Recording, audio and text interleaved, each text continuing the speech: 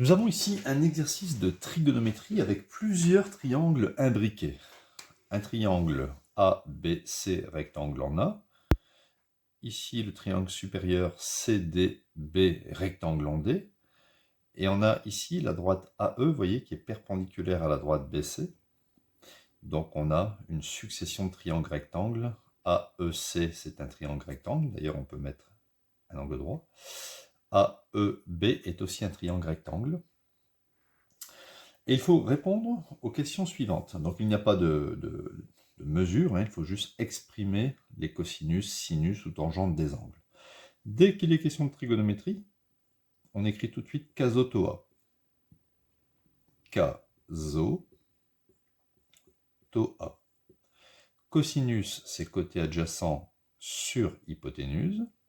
Sinus, c'est côté opposé sur hypoténuse. Et tangente, c'est côté opposé sur adjacent. Donc, on va déjà repérer les angles. Cosinus de ABC. ABC. C'est cet angle-là. Je le colorie. Donc le cosinus, on me dit que c'est le côté adjacent sur hypoténuse. Donc je travaille, par exemple, vous voyez, dans le grand triangle, ABC. Donc le côté adjacent à l'angle, c'est AB. Divisé par l'hypoténuse, c'est le côté le plus long, bien sûr, c'est BC. Voilà. Mais on pouvait aussi, au lieu de travailler dans le grand triangle, on pouvait travailler aussi, vous voyez ici, dans le petit triangle. Celui-là, là, regardez. On y va. Quel est le côté adjacent à cet angle? En sachant que l'hypoténuse, ici, ça serait AB. Donc le côté adjacent, c'est lui. Oui, forcément, parce qu'en face, c'est le côté opposé. Donc le côté adjacent, c'est EB. Donc c'est égal à EB sur AB.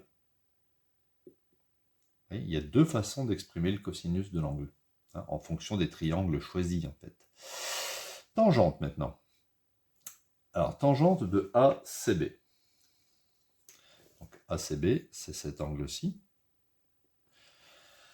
Alors, si je travaille dans le grand triangle CBA, rectangle en A, tangente, c'est côté opposé. Donc, opposé à l'angle, c'est lui, là, c'est AB. Sur adjacent, donc ça c'est l'opposé, et l'adjacent, ça sera AC. Ok, opposé sur adjacent. Mais si on travaille dans ce petit triangle, qui est aussi rectangle en E, le côté opposé à cet angle, vous voyez, c'est bien AE. Sur le côté adjacent à cet angle, c'est forcément CE, puisque l'hypoténuse, c'est le côté le plus long. Donc le côté adjacent, c'est CE. Et encore une fois, la tangente s'exprime différemment selon le triangle. Mais c'est toujours côté opposé sur adjacent, c'est pas dur. Sinus BCD maintenant. Alors l'angle BCD, BCD, c'est cet angle-ci. On peut dire aussi DCB, c'est pareil. Donc, je vais travailler dans le triangle ici que j'ai colorié en orange. Le sinus, c'est côté opposé sur hypoténuse. Donc le côté opposé à cet angle, opposé, donc c'est BD, divisé par l'hypoténuse, le côté le plus long de ce triangle, c'est ici, BC. Voilà. Donc je ne peux travailler que dans ce triangle rectangle-ci. Maintenant, sinus de ACE. Vous voyez, ACE, c'est aussi pareil que ACB. D'ailleurs, on peut le marquer, l'angle ACE, c'est pareil que l'angle ACB, puisque les points CEB sont alignés. Alors, si on travaille dans le grand triangle, sinus de cet angle, c'est côté opposé, donc opposé à cet angle, c'est AB, sur l'hypoténuse de ce grand triangle, bien c'est BC. Mais on peut aussi travailler, comme tout à l'heure, dans le petit triangle CEA, qui est rectangle en E. À ce moment-là, le côté opposé à l'angle devient AE. Et l'hypoténuse de ce triangle, c'est ici, le côté le plus long, AC. De toute façon, vous ne pouvez pas vous tromper, l'hypoténuse, hein, il est souvent en face de l'angle droit. Maintenant, tangente de l'angle EAB. Voici cet angle, EAB, on peut dire aussi BAE, c'est pareil. Je vais travailler dans le triangle AEB, rectangle en E. Tangente, c'est côté opposé sur adjacent. Opposé à cet angle, le côté opposé, c'est EB.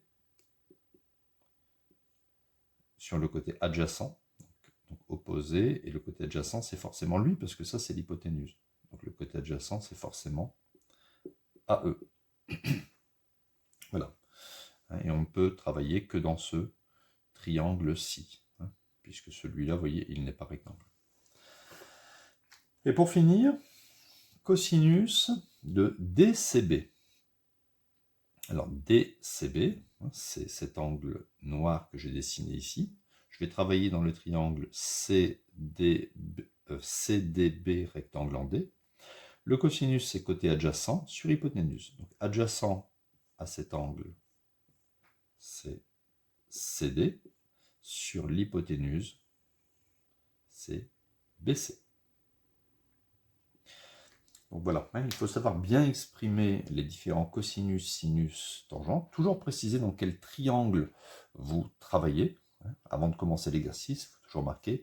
Dans le triangle ABC rectangle en A, on a cosinus. Et ensuite, il faudrait remplacer, si vous avez les degrés, les mesures, pour faire des produits en croix, pour trouver d'autres mesures.